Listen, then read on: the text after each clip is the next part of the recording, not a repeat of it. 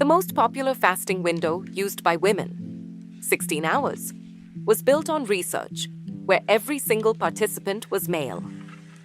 A 2012 review in Cell Metabolism confirmed it. The foundational studies that created the 16-8 protocol were conducted on men, validated on men, and then handed to women as universal advice. And when a woman over 40 fasts for 16 hours, something happens that does not happen in a man's body. Cortisol does not stabilize at hour 12. It climbs because estrogen, which acts as a cortisol brake in the female body, is declining after 40.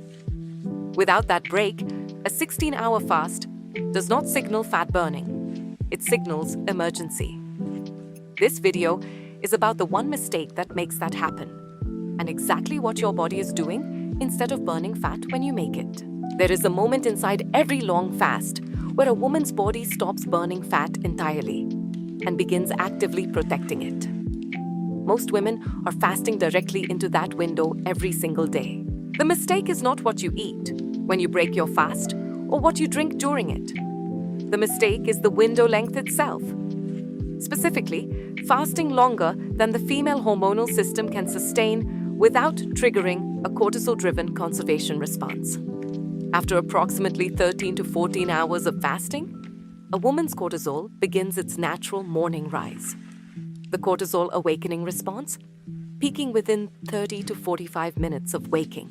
In a man, testosterone moderates that spike, and the body reads the fast as a hunting signal. Mobilize fuel, burn stored fat, sharpen focus. In a woman over 40, estrogen is declining, and estrogen is what normally dampens the cortisol peak. Without it, cortisol rises higher and stays elevated longer. And elevated cortisol in the female body does not mean burn fat. It means store it.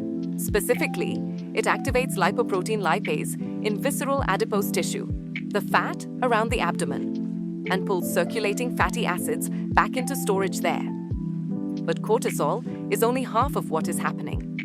The other half involves a hormone most women never think about during a fast, and it is doing more damage than the cortisol itself. Insulin drops during a fast. Every woman knows this. What she does not know is that in a body running high cortisol, low insulin does not mean fat burning. It means something worse. Cortisol and insulin operate on a clean seesaw in the male body. One rises, the other falls, and fat metabolism proceeds. In the female body after 40, cortisol can be elevated and insulin can be low simultaneously. And that combination does not produce fat burning.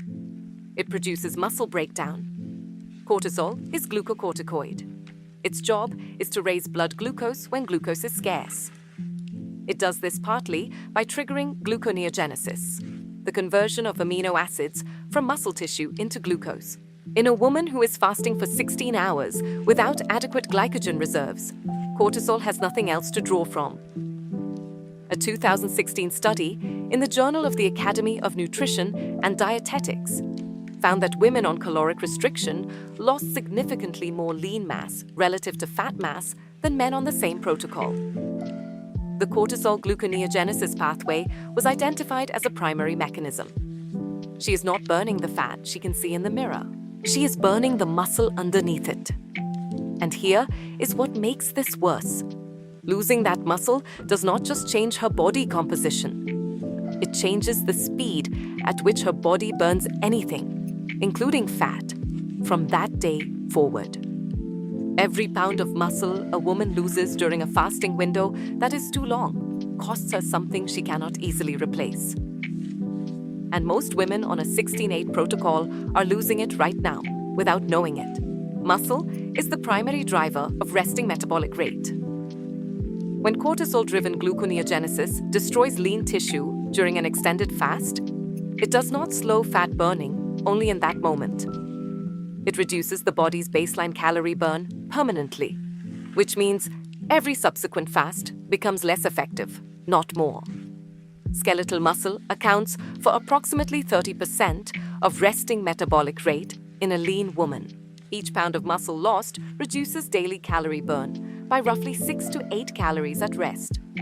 That sounds negligible until you account for the compounding effect across weeks. A woman who loses 4 pounds of lean mass over 12 weeks of aggressive fasting has reduced her resting metabolism by 30 to 40 calories per day. Her body then compensates further. It reduces the thermic effect of food, reduces unconscious movement, and down-regulates thyroid output, all driven by the same cortisol stress axis that initiated the muscle loss. The body is not broken. It is doing exactly what a stressed female body evolved to do: survive on less for as long as necessary. So she is fasting, she is in a deficit, she is doing everything the protocol says, and her metabolism is getting slower, not faster. Which raises the one question that actually matters. What is the right window? The window that triggers fat burning in a woman's body after 40 is not the one she was told. And it is shorter, not longer, than the protocol most women are using. The optimal fasting window for women over 40 is between 12 and 14 hours, not 16. This is the window where insulin is low, cortisol has not yet escalated into conservation mode, and the body accesses stored fat without triggering the glucocorticoid stress response that locks it away. Within the first 12 hours, a woman's body depletes liver glycogen, drops insulin, and begins transitioning to fatty acid oxidation as its primary fuel. That is the metabolic sweet spot. After 13 to 14 hours, if she has moved past her cortisol awakening response without food to dampen it, the stress signal escalates. Fat burning does not accelerate. It stalls. A 2022 study from the University of Illinois at Chicago found that time-restricted eating in a 12 to 14-hour window produced equivalent fat loss to 16.8 in women, with significantly less lean mass loss and measurably lower cortisol markers. The longer window was not more effective. It was actively worse. Same biological goal, half the hormonal cost. But knowing the right window is only part of it. Because when she breaks that fast also matters. And the timing of the first meal determines whether the work the fast just did gets completed or undone in 45 minutes. The moment a woman breaks her fast determines whether the fat her body just mobilized gets burned or restored before she finishes eating. Breaking the fast with the wrong macronutrient profile causes an insulin spike that relocks fat cells before the body can finish oxidizing them. During the final hours of a clean fast, adipocytes, fat cells, release fatty acids into the bloodstream through lipolysis. Those fatty acids need to reach mitochondria in muscle or liver cells to be oxidized into usable energy. If the first meal triggers a rapid insulin response from high glycemic carbohydrates, juice, or even a large portion of fruit, insulin signals fat cells to stop releasing fatty acids and begin restoring them.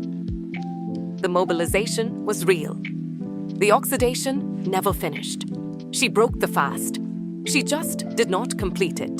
The first meal needs to be protein-led, with enough dietary fat to blunt the initial insulin response and enough fiber to slow glucose absorption, giving the oxidation process time to complete before insulin rises and closes the window. And there is one final piece, something happening before the fast even starts, that most women have never been told determines whether any of this works at all. What a woman eats in the 2 hours before her fast begins has more influence over whether she burns fat the next morning than anything she does during the fast itself. Evening carbohydrate intake determines how much glycogen the liver stores overnight. And that glycogen determines how many hours of the fast are spent depleting it before the body accesses fat at all. The liver holds approximately 100 grams of glycogen at full capacity.